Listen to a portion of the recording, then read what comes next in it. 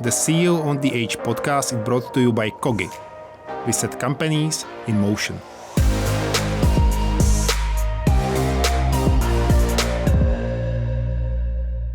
My guest today has seen the world of consulting, global insurance, and now leads the leading reinsurer in Central and Eastern Europe. On his LinkedIn profile, he quotes Leonardo da Vinci. Simplicity is the ultimate sophistication. For him, that means breaking down complex challenges into the clear, communicatable solution that delivers measurable business results. Who is Tobias Sonndorfer? What drives him forward, and how he is putting VIG Re into motion. Tobias, welcome to the studio. Thank you very much, Pavel. Great to be here. Thank you for the invitation. Thank you.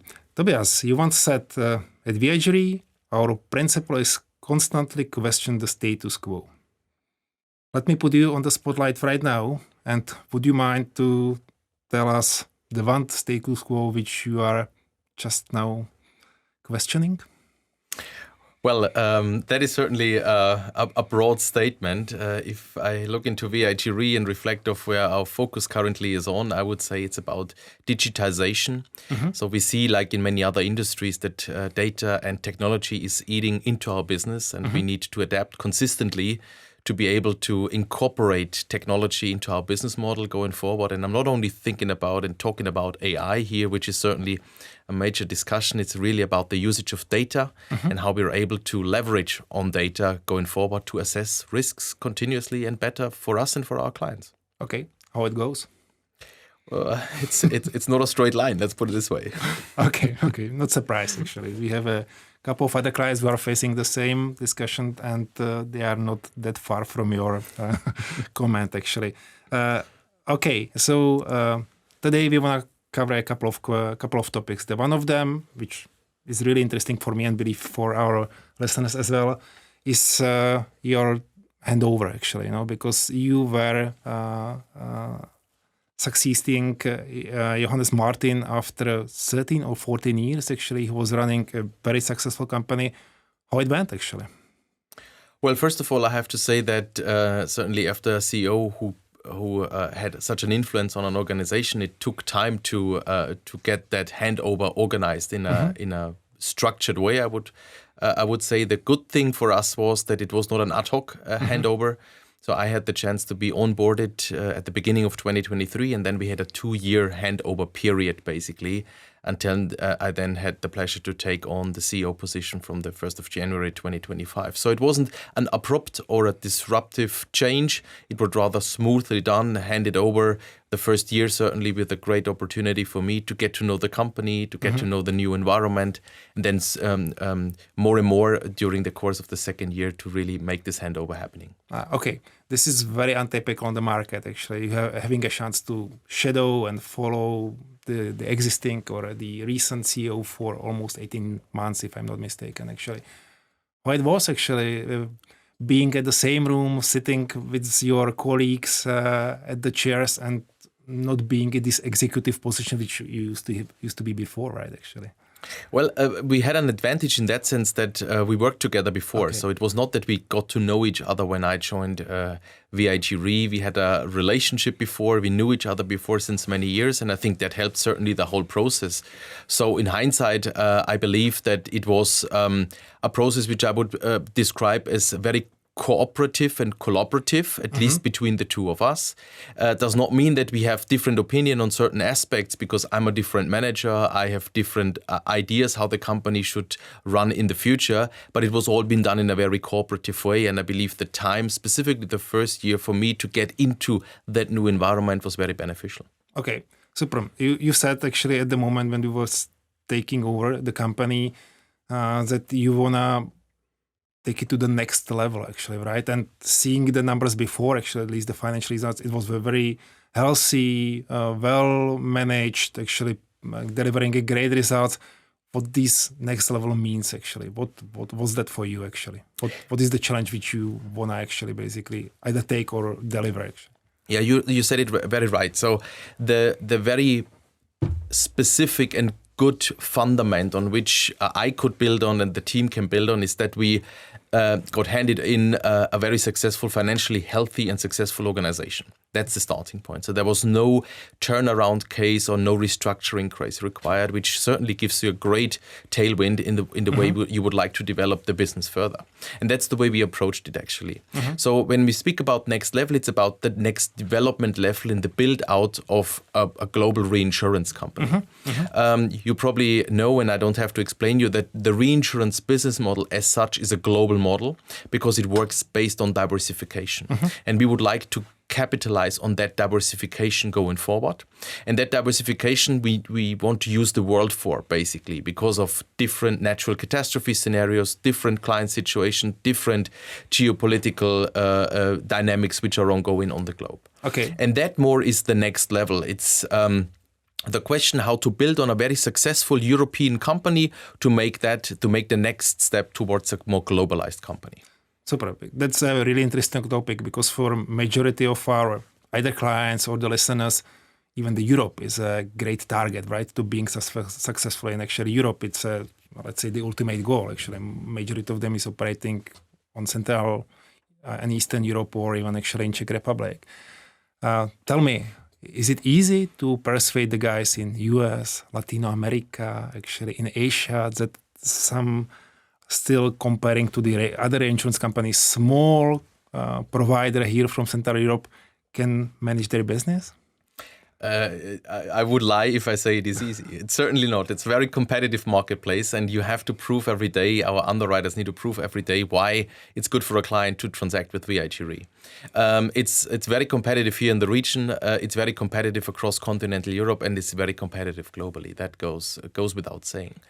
I think what we bring to the table to be successful is certainly our history, because we are we are born in CEE, so to say, with having here the headquarter in Prague in the Czech Republic, and we did the first years basically of our business here in the region, and out of that we grew into continental Europe. And now the question is, how do we continue that growth going forward? And we had a lot of learnings out of that. So we know, we tested what does work, how do we need to interact with our client, how does our value proposition looking like, and how does our client react to our value proposition. And certainly we don't have a one size fits all approach. So a European client is different to a Japanese client, is different to an American client, but at least we know where we're coming from, and we're trying to adapt and bring a good product, a good value proposition towards our clients. Okay, super. If we return back to your crowd, to your people, how easy or difficult is to change their mindset that they are not a local European reinsurance provider and they are becoming the global reinsurance provider? Now you get the most typical reinsurance answer possible. It depends. What does it mean? That not everyone is the same. So you speak to people about the story to develop a more globalized reinsurer, and some of them are very excited. I was fully buying into the story and can't wait to jump into a plane to go somewhere, actually. And then you certainly have other people who are more used to a more regionalized business and a more localized business even.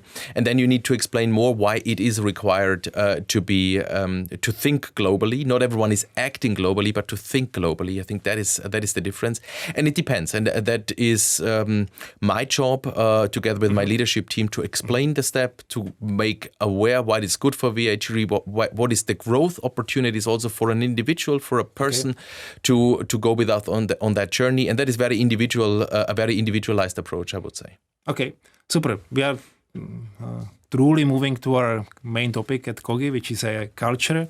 And there is the Peter Drucker famous quote about the culture which is eating the strategy board breakfast if they are not aligned, actually. And in your case, I do see two different, let's say, externalities which are influencing the business. The one is basically the growth and the potential of the growth, especially outside of the Europe. And the second is these, and you have touched it a little bit actually at the beginning, the digitalization, automation, AI, and like any other industry, even the finance and reinsurance industry is basically facing that change. So my question is basically how your culture is adapting to that situation, which is external, and you can't really manage it. Actually, we need to accept it and adopt it and take it over, actually, right? Exactly. I think you put the magic word. It's an adoption that is required. Okay. In my, let's say my focus very much is to act deliberate. Mm-hmm. So one of the driving words behind it is deliberate. Okay. I fully subscribe to Drucker in that instance. So I believe culture is equally important as strategy, and that certainly needs to change and it needs to evolve over time to reflect that development and the growth of the company. And that's what we are after. So we, for example, at the beginning of the year, we launched a program which we called One VIG Re, and One VIG Re is the umbrella, I would say, for our cultural program. We call that a cultural and change program, where we very proactively put out some values, some ingrained ideas, how we believe we need to work together, we need to communicate together, we need to embrace the developments which we have to be successful going forward, and not in a way that we put a burden on people or we put a burden on the organization, but it's very much in conjunction with our people to orchestrate that development alongside with the strategy. So I'm a big fan, I'm a big supporter of culture in that instance. Okay. I think it's a great leverage, a potential of leverage, so to say. When I speak about that internally, I tend to say that we focus a lot about what we do. Right? You call that strategy, you call that execution, and anything else. And equally important for us is how we do it. Okay. So the how is really in the center on that. Okay. You said at the beginning, or I was basically stating was mentioning this quote from Leonardo da Vinci about the simplicity. So if I ask you actually, and you had to describe in one sentence the old culture and the shift, the new culture, what it would be? I would say from central to decentral. Okay. In one sentence. What do I mean by that? When you are a localized or regional company, it's easier to take decisions centrally. And to centralize decisions because you can overlook the development, you can overlook portfolios. The more you get, the bigger you get and the more globalized you get, I have no chance to overlook the entire portfolio, not even personally, but also not central teams.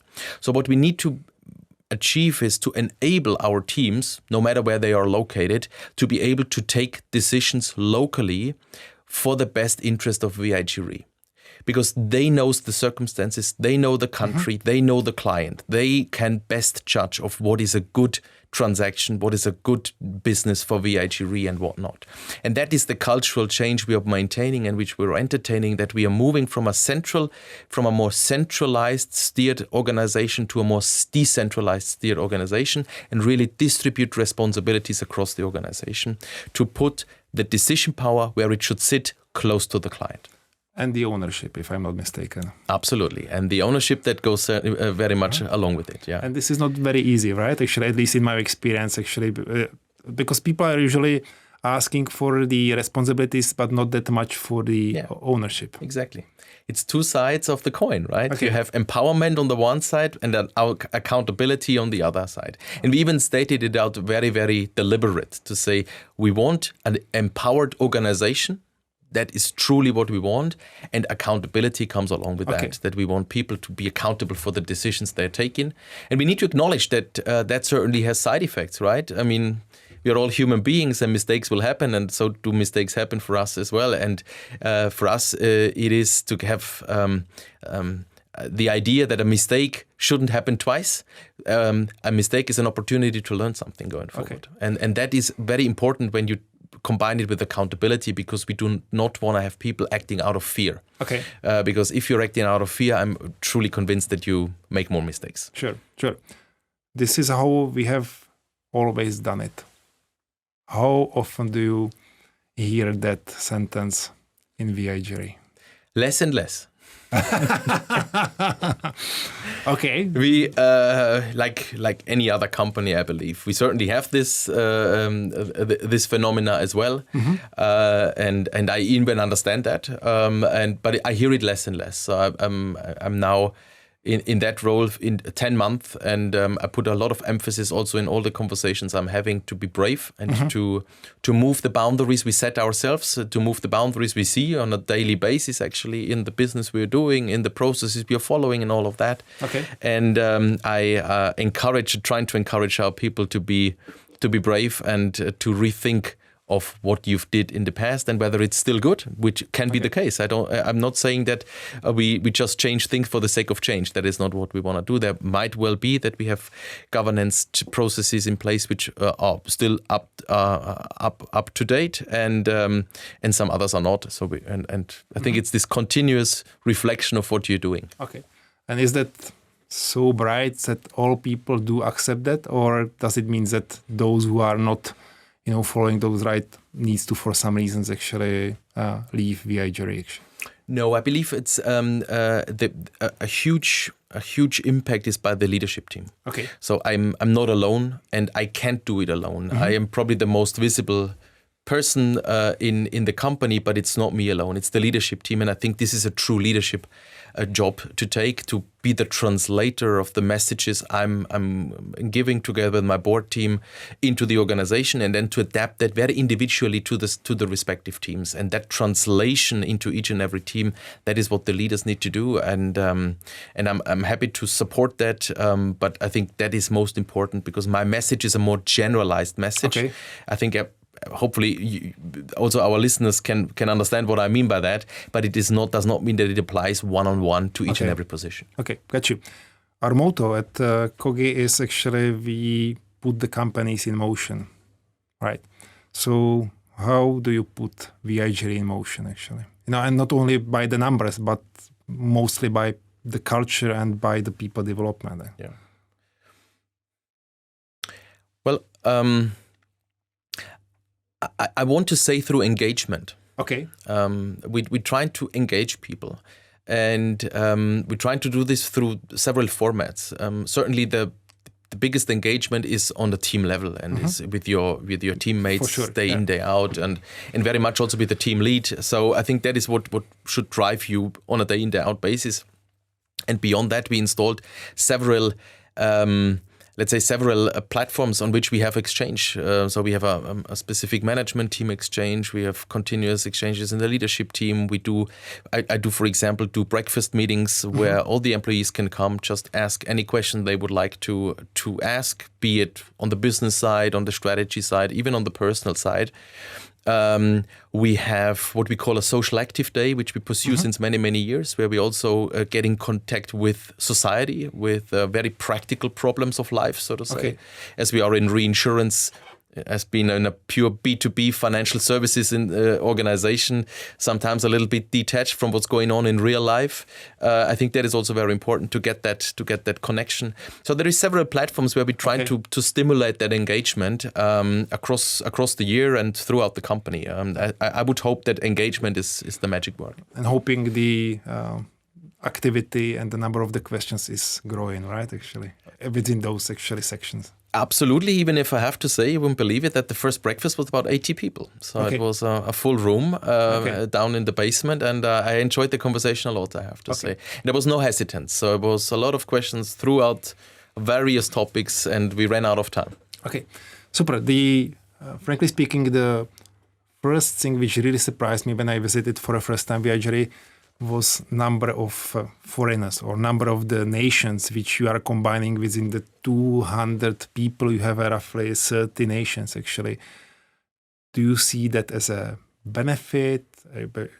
It's these kinds of the real diversity providing you with the extra benefits or whatever, actually, or do you see as well as certain weaknesses which that brings to the life of VIG Re?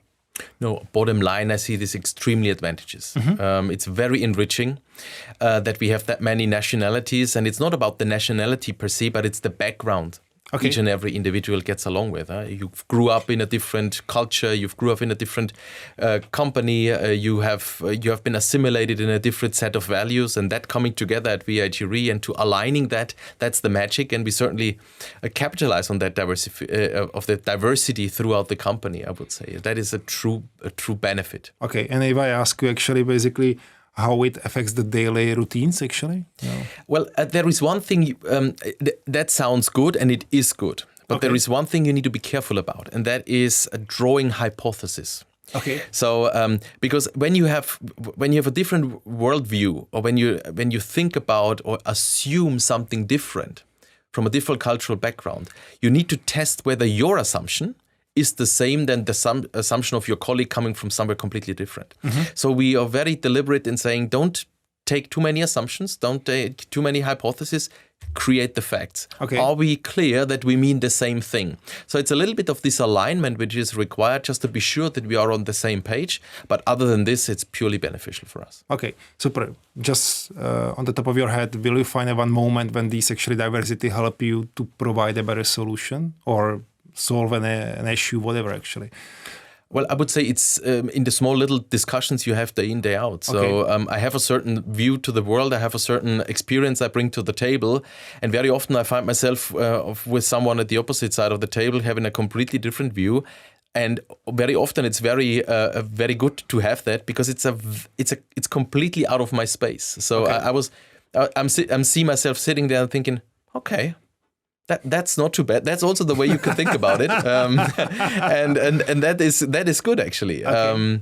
And I think in that balance, we try to move forward. Okay, and you've talked about it a lot. That you are not the only one. That your leaders and leadership team is basically helping you with that change, which is ongoing. When deciding about the new leader, about the newcomer on a manager's position, do you consider as well as that specific situation in VIG Re, meaning that he will most likely lead the multinational actually team, not only the single Czech team or German or French actually? Do you consider someone? Yes, we do. Absolutely. That is a part of the selection process, to which extent people are internationally minded and also embrace diversity, embrace the fact, for example, that we speak English in all of the locations, basically. You know that we are here in Prague, in Munich and in Paris, and certainly the overweight of Czech is in Prague, the overweight of German is in Munich, and the overweight of French is in Paris. That is not a surprise in terms of language, but nevertheless, we need to people to embrace and truly want to live in that environment. Okay, super. Let's continue a little bit in our discussion, and we always put a little bit of the intention on the personal side, actually, right? And I was spoken a bit at the beginning about your CV. You started at the consultancy, and then you moved to, and you had a choices, either to move to the staying in the consultancy, moving to the finance or the other industry. I have chosen actually your insurance, right, business, because it's not very typical, and most likely are the only person we will ever had in our podcast from that business. That would be a true unique thing. Okay. Well, I would probably answer it the other way around. I believe the industry chose me rather than I chose the industry. Okay. You, as you rightly said, I started in consulting, and more concretely, I started in banking consulting before the financial crisis, 2008 and 2009.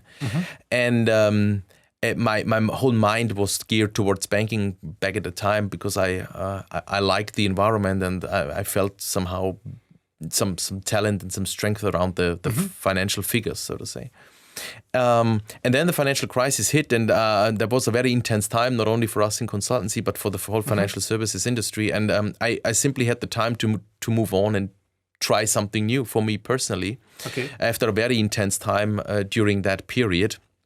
And then out of the blue, relatively coincidentally, I've got approached by a headhunter whether I could imagine myself working in the reinsurance industry. Okay. And I remember that call when I asked, what is that? I had absolutely no idea. So it came very, very out of the blue. So that's why I'm saying that the industry chose more me than the other way around. Okay. But I was looking actually for the definition of reinsurance business, and sorry for that. It's really very kind of the public. And simplification is basically turning the chaos of the risk into something structure, measurable, and controllable, I would say, actually. Is that how you perceive that industry, actually? That's how you could look at it, actually, yeah.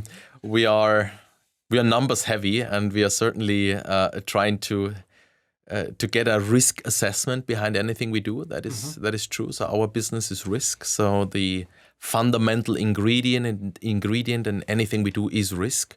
In that sense, that's not a bad description. Was there any moment in your career, meaning actually this reinsurance career, when you said, actually, is this really my world? Actually, is that something what I want to continue with? Honestly speaking, I do not believe that I ever so fundamentally questioned the industry as such. It's truly a place I feel very very arrived, honestly speaking, because for me, the reinsurance as an industry is a very nice blend between insurance, when we speak about exposures and your clients, about people and people making still the difference in our business, even if it's models and technology, it's eating into our business. It's very a people-minded, people-driven industry still, business still. And also asset management in the end of the day, because we are transacting huge figures, huge numbers, and that blend between the disciplines makes it a very attractive spot to be in, honestly, for me personally, and I enjoyed this. If I look back to my almost now, how much is it? Almost 20 years in the industry, I need to say that I enjoyed the absolute majority of it a lot. Okay. Do you feel more like the reinsurer expert or people manager? That is a very good question. Or both? Yeah, definitely both. But I believe my focus today is on people. Okay. My one of the big learnings I collected over the times being a manager and being responsible also for people is that people and a team that functions together and understand itself as a team does make a difference. Does make a difference for you as an organization, but also does make a difference towards our clients. Our clients feel, and I'm convinced about that, if we as a team function, if we as a team are creative, bringing true solutions at the desk for our clients, that's a company, that's a proposition you want to deal with. So it's not only for us, it's also for the strive of our business going forward. So I'm convinced about that. You have to know the fundamentals and what's driving reinsurance. That goes without saying. But my priority today is very much on building those teams. Okay. If I am hearing properly the discussion which we have today, it's a lot about the balancing the, let's call it the conservativeness, because I'm managing the risk and a lot of money actually one side, and being agile and innovative on the other side, because that's basically where the trend goes and the growth strategy you have goes. Is that what would you describe yourself in the personal life as well, or you have it differently? Well, I tend to see the glass half full instead of half empty. Okay. So I would say that I am trying to seek the positives and the opportunities more than just the risks and what could go wrong. And that is a fine balance, because we are, as you rightly said, we are in risk business, and we need to always think in scenarios, in what could happen. And we very carefully manage that. If we manage our company, we certainly very carefully manage still the downside scenarios, because the downside scenarios are at the end of the day what is driving our thinking. But if I think towards the propositions and towards the clients, I have more an upwards thinking mindset in what is possible, what are the challenges we now want to tackle. So I now hearing me talking, I believe it's indeed this fine line, basically, which you need to bring to the table, that you at the one hand side manage properly the risk situation and being aware of scenarios and having that truly in the center of our DNA. And at the same time, not acting, or not only being bound to that, but acting positively towards the business and towards the development of solutions for the clients. Okay. I think it's that balancing act. Indeed. Okay. Super. It's good to have it balanced as well as on your personal side. Otherwise, you need to play the role, which is not easy for anyone, right? Nobody can play the role. But it's a good question, actually. I think I've never thought about it that way. Okay. We are getting to the end of the discussion. Let's have a few last questions. The first is basically going back to the VIG Re. What would you see as the 2-3 priorities for upcoming 3-4 years for the company? Well, certainly one which is there today and which continues to be there is our cultural program. As I just said, one VIG Re just started, and we want to continue to execute that. The cultural fundament of anything we do, that is an absolute priority for me, and that continues to be a priority. The other one is the adoption of data and technology, because that is also something that is. We're setting that up right now in our underwriting environment, and we continuously build that out going forward. So that is a priority today, and that continues to be a priority. I'm very happy that our COO leads all those initiatives, which can be in parts very technical initiatives. And the third one, I think, is about strategy. As you rightly said at the beginning, we are a continental European focused reinsurer today. We certainly continue to be continental European focused, but we are now exploring the next strategic elements to be brought on board, and how an expansion of the VIG Re footprint could look like. And I believe that is another priority that will drive the company over the next month and years, probably. Okay, if I get on one of those actually priorities, and we still have a few minutes actually to discuss. You said actually the digitalization, automation, and on the top of that is always AI actually. And I'm not talking about these huge, investments and the project where you need to have the data in order, etc. I'm talking about the daily routines which might be changed by anybody, by each of your employees. They do not need to touch the IT at all, the systems at all. They just can use it to either change the routines and make them easier for them, or for the co-creation. Yeah. How far you are with these? I call it probably the Kaizen, right? The Toyota story. We call it already the new AI Zen, actually, where you are using for those little, but the continuous development steps in your daily routines. Is that something what you consider as well, or actually that's the still new topic for your guys? No, it is a new topic, but we consider it nevertheless. So we are currently setting up, or we set up 4 use cases about AI, very, very much business-oriented use cases, basically, where we test out to which extent AI can help us to facilitate the underwriting process. So it should be engraved in the underwriting process. Okay. So for us, it's too early to tell you about the results, because that is it's very exciting and it's new for everyone. We're testing that. But yeah, it's true. It's you cannot basically have a digital transformation journey without thinking about AI these days. I mean, myself, I am convinced that this will be a huge game changer. And for us, the immediate next step, next to the use cases which we bring forward, is how we incorporate technology truly in our business. Okay. So very traditionally, there was the business, which is underwriting in our case, and then you had IT, and that was more a back office function, basically. Yes. And I believe we need to move forward in that sense, that business and technology comes much closer together. Yeah. And that is the next priority we are having. And all the initiatives which are lined up today at VIG Re are aiming to bring those 2 elements closer together. And on the back of that, then to test certainly use cases going forward. Okay. I ask you for 2 last questions, 2 advices. The first is actually about your experience with doing the business internationally, the real international business around the globe. Would you give any advice to some of our listeners, some CEOs, some owners of the companies, how to approach it actually? My experience is be yourself, be humble,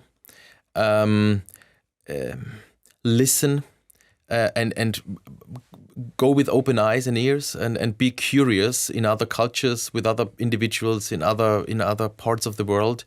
I was very often very much surprised about how rich the world is, how rich and also welcoming people are, and I think that curiosity would be my advice. Okay, super. And the second is a little bit more personal. Would you give an advice on an interesting book you have had a chance to read over the summer or whatever, which you, again, from that similar reasons, recommend to Czech CEOs? I don't have a particular. I read a book over summer, but I wouldn't probably not recommend that, because that was purely for fun, and I even forgot the title, honestly speaking. But what I'm doing now more and more is I'm listening into podcasts and here specifically into history podcasts. Okay.